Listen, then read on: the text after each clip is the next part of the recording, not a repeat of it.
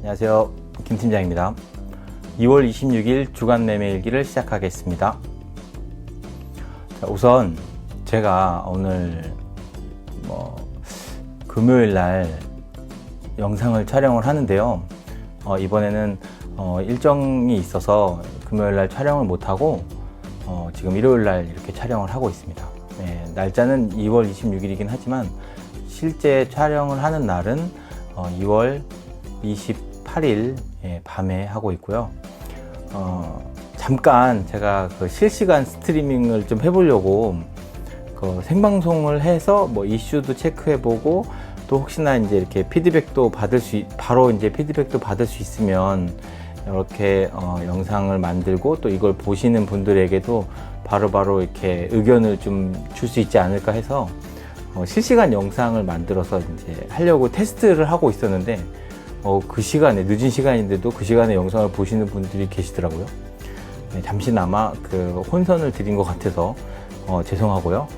실시간 방송에 대해서는 조금 더 테스트도 해보고 좀 원활하게 할 수 있는 환경에서 실시간 방송을 할 수 있도록 그렇게 준비를 한 후에 방송을 좀 하도록 하겠습니다. 네. 2월 26일 기준으로 매매 기준 말씀드리도록 하겠습니다. 자, 먼저 매수 KRX 300, 심천, 코스닥, 미국 다우존스, 유로스 배당, 3대 농산물 선물, 금은 선물, 일본엔 선물 인버스, WTI 원유 선물 인버스, 인버스가 조금 매수가 되었고요. 인버스는 지난 시간 또 그 전 한 2주, 3주 전부터 계속 인버스가 매수가 되고 있어요. 이거는 제가 투자 금액을 계속 늘리기도 하고 있고, 그리고 하락률이 높다고 하더라도 투자금이 늘어나면 늘어날수록 전체적으로 분배해야 되는 평균 그 매수, 그러니까 평균 투자 금액이 계속 올라가고 있는 거죠. 저는 장기적으로 계속 매수를 할 거고, 매수를 함으로 인해서 장기적으로 보유하려는 목적으로 투자를 하고 있는 거예요. 추가적으로 매수하고 매도를 해서 차익 실현을 하는 건 급등하는 종목이거나 보유하는 비중에 비해서 상승하는 정도가 높은 종목을 매도, 또 하락하는 정도가 높은 종목을 매수하는 전략으로 하고 있습니다. 은행, 에너지화학, 방송통신, 그리고 ETF가 엄청 많고 개별 종목에 대해서는 좀 매매하는 비중이 좀 적어요. 이거는 ETF를 더 많이 보유하고 있다는 거고, 또 국내 업종 ETF도 꽤 많이 보유하고 있고, 그리고 종목도 어느 정도 보유하고 있다. 이게 퍼센테이지로 따지면 약 한 30%씩 보유를 하고 있는 거죠. 예, 모두 투어 리츠, 제일기획은 삼성그룹의 그 광고를 하는 기업으로 알고 있습니다. 그리고 하이투 진로는 소주 파는 회사고요. 한국항공우주는 지난주인가요? 지난주인가 그 항공 관련된 이슈가 있어서 매도가 되어서 보유 비중이 낮아져서 추가적으로 매수를 하지 않았나 싶습니다. 그리고 다음에는 매도입니다. 자, 일본 니케이 225, 2차전지 산업, 자동차, 2차전지 테마, 그리고 동석, 아프리카 TV가 매도가 되었습니다. 아프리카 TV는 그 매출과 이익이 좋다고 얘기가 나와서 얘기가 나왔다는 게 아니라 공시가 떴죠. 그래서 급등을 해서 이제 매도가 된 걸로 보여요. 2차전지 산업과 2차전지 테마 관련된 종목도 상승하는 정도가 높아서 매도가 되었습니다. 이거는 2차전지 산업은 계속 매수했다가 매도했다 그러는 것 같아요. 그 매매는 매수하는 기준과 매도하는 기준이 있어야 되는데, 저는 처음에 뉴스를 보기도 하고 기사를 읽기도 하고 주변에서 그런 정보를 물어보기도 하고, 그리고 사업 보고서를 주로 읽었어요. 재무제표, 네이버에서 나오는 재무제표와 사업 보고서에 나오는 재무제표도 보고, 그리고 사업 보고서에서 있는 사업의 내용이라고 있어요. 사업 보고서 안에 목록에 보면 사업의 내용이 있어요. 그 사업의 내용은 그 기업에서 어떤 사업을 하고 있는지에 대해서 설명해 주고, 또 그 사업의 리스크는 무엇이고 그 사업의 장점은 무엇이고 본 기업이 어느 정도의 점유율을 갖고 있고 어떤 연구를 하고 있고 되게 구체적으로 많이 나와 있거든요. 특히 그런 전망과 리스크에 대한 내용들도 엄청 꼼꼼하게 나와 있어서 그런 내용을 위주로 매매를 했었어요. 이 기업이 어떤 사업을 하고 있는지는 적어도 알아야 내가 투자를 하고 있을 때 주변 환경에 따라서 그 기업이 어떻게 변경되는지 궁금하니까. 그래서 사업 보고서와 재무제표를 위주로 봤어요. 그래서 그런 재무제표에 대한 기준이나 어떤 재무제표의 지수, 또 그런 기업에 나타내는 지표들을 어떻게 읽는지를 꾸준히 공부를 했었죠. 그런데 결론적으로 매수하고 매도하는 기준은 그 다음에 나올 정보가 어떤 것이냐를 판단하기 위해서 나는 지금 재무제표도 보고 있고 매출도 보고 있고 이익도 보고 있는 거예요. 사업의 내용도 순간순간 막 사업의 내용이 바뀌잖아요. 새로 뭐 투자하는 것들이 생길 수도 있고, 그리고 이슈 같은 게 생길 수도 있는데, 그게 분기마다 나오는 분기 보고서에는 너무 늦게 대응이 되는 거죠. 중간중간 기업에서 공시를 내서 정보가 옳은 건지 그른 건지 판단해 주기도 하지만, 주가는 그거 말고도 너무나 많은 요인으로 인해서 등락을 하는 거죠. 내가 그 기업을 어떻게 판단해야 되는지 그 순간순간 판단과 순간순간 사람들이 그런 걸 어떤 방향으로 읽는지를 예측하는 게 너무 어려운 거죠. 예. 앞으로 어떤 일이 발생될지 미래는 모르니까. 네. 그 모르는 것에 대응하기가 너무 어려운 거예요. 그래서 일일이 다 대응하자니 너무나 많은 정보들을 내가 판단해야 되고, 너무나 많은 정보들을 내가 예측을 해야 되는 거죠. 이제 이번에 이러한 어떠한 뉴스가 났을 때 그걸 판단해서 주가를 예측해야 되거든요. 근데 그 정보를 최대한 빨리 캐치해서 매매를 한다면 나는 수익을 볼 수 있을 거라고 생각했어요. 근데 직장 생활을 하고 있고 나의 그런 생활을 하고 있는 와중에 그런 정보들을 받아들이고 일일이 대응을 할 수가 없는 거죠. 예. 그러려고 하면 더 먼 미래를 예측해서 그 미래에 다가왔을 때, 뭐 목표한 가격에 왔을 때 매도를 하고 그래야 되는데, 그럴 정도까지의 시간도 없고, 그럴 정도의 판단을 할 수 있는 능력이 안 된다고 생각했어요. 그냥, 이 기업은 어떤 기업, 어떤 사업을 하고 있고, 지금까지의 매출은 어떻게 왔구나. 이 기업이 하고 있는 사업이, 내 생활에서 떨어지지 않는 사업이라고 한다면, 앞으로 10년, 20년간 계속 사업을 할 거고, 그런 기조가 흐트러지지만 않는다면, 그렇다면 나는 그 사이에서 이루어지는 등락에 매매를 하면 좋겠다. 뭐 이런 식으로 생각을 한 거죠. 그러면 굳이 일일이 다 대응을 하지 않아도 되니까. 근데 여기서 되게 중요한 건 그 기업이 어떻게 지속적으로 사업을 이루어 나갈 수 있는 기업이냐를 판단해야 되는데, 저는 그냥 매출과 이익, 그리고 내가 실생활에서 되게 접할 수 있는 것과 그동안 꾸준히 배당을 주었던 기업이면 어떨까라고 생각했었고, 또 그런 기업들을 찾아서 투자를 할 수 있는 펀드가 있지 않을까? 네, 그런 생각을 했을 때 그럼 펀드를 주식처럼 매매할 수 있는 ETF가 있다고 하니까, 그럼 굳이 내가 어떤 기업이 좋았고 어떤 기업이 더 지속 가능한지를 판단하기보다는 그런 펀드도 그 자산운용사나 그 대표 그런 지수를 FN 가이드의 각종 업종 지수하고 기업들의 어떤 기준을 가지고서 ETF 지수를 만든단 말이죠. 예, 그런 지수를 만든 것에서 계속 그런 펀드 안에서 기업들을 업데이트해 나갈 거잖아요. 계속 업데이트되는 지수가 인기가 있을 때는 올라갈 거고 인기가 없을 때는 떨어질 거라고 한다면, 사람들이 인기가 있어서 막 사고자고 해서 그 기업의 가치보다 올라갔을 때는 팔고, 겁을 먹어서 팔아서 가격이 떨어졌을 때 내가 산다고 하면, 그러면 그 지수만 추종하게 되니까 나는 그 사이에서 수익을 낼 수 있고, 또 장기적인 관점에서 내가 투자와 투자금을 늘려간다고 하면 더 많은 수익을 누릴 수 있지 않을까라고 저는 생각했어요.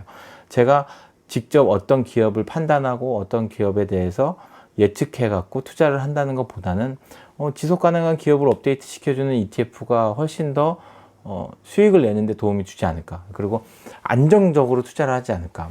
저는 투자를 하면서 거기에 계속 매여서 투자를 하고 싶진 않았던 거예요. 그때 정보를 내가 판단하고 예측해서 투자를 하려면 항상 컴퓨터에 앉아서 투자를 하는 내내 핸드폰이랑 컴퓨터를 쳐다봐야 되는데 그렇게 투자를 하고 싶지 않았던 거죠. 그냥 마음 편안하게 투자를 하되 그렇게 수익률이 높지 않더라도 내가 투자를 하는 기간에 따로 이제 취미 생활을 한다던가 나의 직장 생활이나 이런 걸 할 수 있는 투자를 하길 원한 거죠. 그렇게 따지면 ETF 투자가 되게 좋다. 그리고 ETF는 하락에 베팅할 수 있는 인버스 상품도 있으니까. 인버스에 대해서 또 말씀드리고 싶은 거는 그냥 인버스는 일별 기준으로 마이너스 1배를 추정한다고 하죠. 근데 곧버스는 마이너스 2배를 추정하는 거예요. 레버리지는 추정하는 지수의 2배를 추정하는 거고요. 근데 이 2배를 추정한다는 것에 좀 약점이 있는 게 내가 100이라는 지수 안에서 투자를 하고 있는데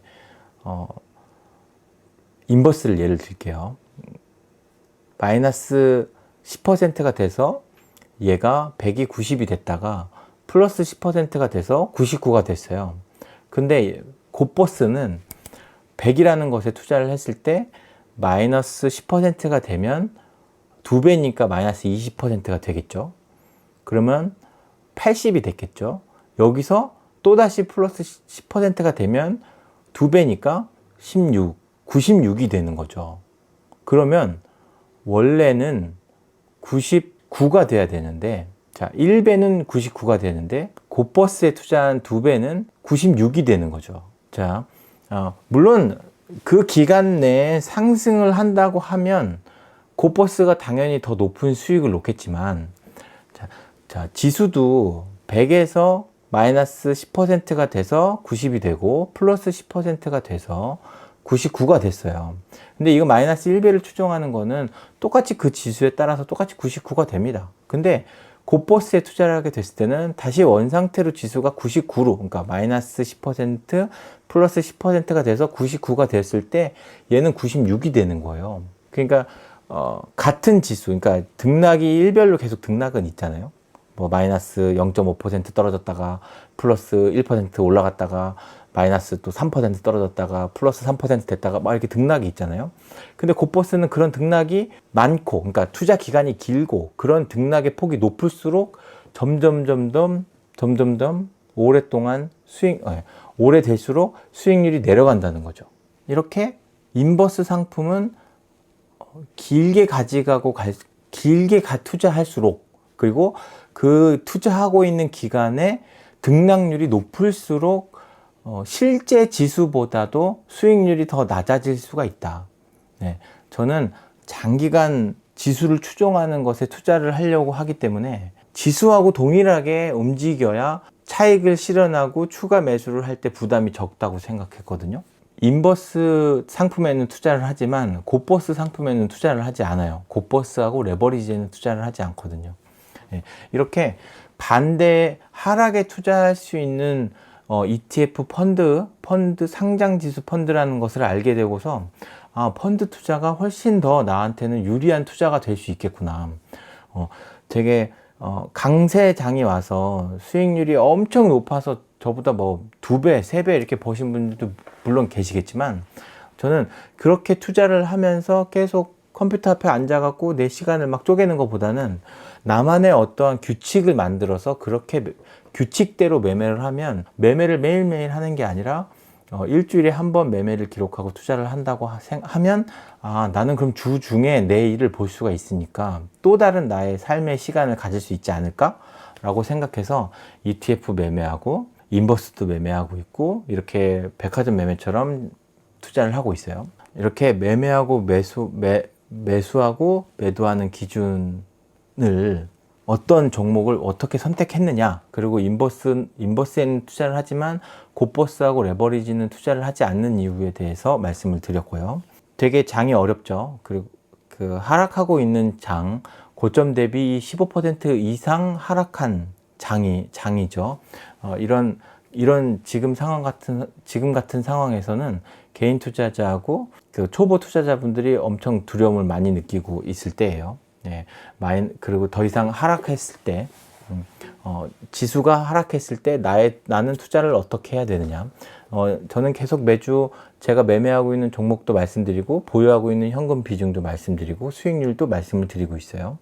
물론 상승할 때 지수보다 훨씬 더 많이 상승하는 투자를 한다는 거 물론 좋습니다. 근데 제가 투자를 해보니까 상승을 많이 하는 투자 방법일수록, 그러니까 지수보다 더 많이 상승하는 투자 방법일수록 하락할 때도 훨씬 더 많이 하락하는 투자 방법이거든요. 근데 저는 항상 말씀드리는 게 지수보다 더 많이 상승하지 않아도 좋습니다. 하락할 때 더 많이 하락하지만 않는다면, 이번 주도 보면 제가 여기까지 계속 그 수익률과 지수하고 계속 비교를 하고 있는데 항상 그 지수보다 더 많이 상승하지도 않고 지수보다 더 많이 하락하지도 않아요. 그냥 그 중간에서 이렇게 있는 거예요. 수익률이 높을 때 차익 실현을 더욱 더 많이 하고 하락률이 높을 때 매수를 충분히 더 할 수 있다고 하면 장기적으로 봤을 때 이거는 안정적으로 수익을 누릴 수 있지 않을까라는 생각에 지금 제가 투자를 하고 있는 것이니까 지금까지는 크게 이런 투자하는 방식이 나쁘지 않다, 아주 좋다, 뭐 이렇게 하면 무조건 수익이 난다는 아니지만 그래 적어도 남들만큼 손실은 안 보니까, 손해는 안 보니까 다행이다 라고 생각하면서 투자를 하고 있습니다. 자, 다음은 수익률입니다. 코스피는 3012.95, 전주 대비 마이너스 3% 하락했고요. 코스닥은 913.94, 마이너스 5.3% 하락했습니다. 저는 수익률이 16.9%, 주간 전주 대비 마이너스 2.28%고요. 현금 비중은 32.98%, 전주 대비 마이너스 4.76%예요. 현금 비중이 이제 좀 줄기 시작했어요. 이게 하락률이 높아질수록 매수하는 금액이 더 큰 거죠. 투자하는 비용보다. 그래서 지금 저는 투자 금액을 점점 늘리고 있다. 현금 비중을 줄이고 있고 투자하는 비중을 점점 늘리고 있다라고 생각해 주시면 되고요. 어떤 종목을 매수했는지는 이 옆에 보시면 이전에 보시면 매수했던 리스트에 대해서 말씀을 드렸습니다. 지수가 하락할 수 있다는 얘기는 상승을 많이 했다는 얘기이기도 하고, 주변 하락할 수 있는 것에 대비할 수 있는 요소는 현금을 보유하고 또 인버스 상품에 투자하고 배당을 많이 주는 기업이나 ETF에 투자하는 방식이라고 생각하고요. 현금 비중이 계속 높아질수록 보유하고 계신 분들이 좀 불안할 수도 있고 어떻게 보면 또 안정적일 수도 있고, 저는 지금 현금 비중이 꽤 많이 높다고 생각하거든요. 이 와중에 지수가 내려가니까 어떤 종목을 더 사야 될까, 이럴 때는 어떤 게 더 오를까, 이런 것에 좀 더 집중해서 시장을 보고 있는 것 같아요. 매매를 하실 때 두려워하지 않는 매매 기법에 대해서도 조금 말씀을 드리고 싶고요. 어떤 종목을 투자하는지도 물론 좋지만 어떻게 나의 현금과 투자하는 비중을 조절하느냐도 되게 중요하거든요. 내가 지금 어디에 투자를 해야 돈을 벌까? 지금 보면 우리가 투자를 할 수 있는 건 해외에도 투자할 수 있고 원자재에도 투자할 수 있고 또 환율에도 투자할 수 있고 기업에도 투자할 수 있고 우리나라가 투자할 수 있는 범위가 넓고 쉬워요. 은행만 가면 그 수수료가 좀 들어가서 그렇지 여러 군데에 투자할 수 있고 또 그게 또 요즘엔 다 핸드폰으로 다 되고 실시간으로 다 확인할 수도 있으니까 투자를 이제는 주가가 하락할 때 투자를 해야 된다고 생각하거든요. 그래서 하락할 때 매수를 할 수 있는 그런 포인트들에 대해서 다음 시간에는 좀 말씀을 드렸으면 합니다. 인버스나 곧버스에 대해서도 조금 이해를 좀 해주셨으면 좋겠고요. 물론 이제 곧버스는 이렇게 단기간에 내가 언제부터 언제까지 딱 투자하고 그 기간에 무조건 하락할 거야 라고 생각하면 하셔도 되는데, 지금은 뭐 다들 상승할 거라고 생각하는 순간에 하락이 왔고 하락할 거라고 생각하는 순간에 상승이 왔는데 어떻게 그 기간을 내가 탁 맞출 수가 있겠어요. 그런 거는 좀 어렵다라고 생각하고요. 보유하고 계신 현금이 있으시다면 하락에 대비해서 조금 더 매수를 하고, 어디가 바닥일 거냐를 맞출 수는 없습니다. 그렇게 맞추시기보다도 꾸준한 매매할 수 있는 그런 기준을 더 확고히 하시고, 그런 기준에 대해서 공부할 수 있는 그런 투자자가 되었으면 합니다. 네, 한 주간 투자하시는데 고생 많으셨고요. 다음 주에 뵙겠습니다. 감사합니다.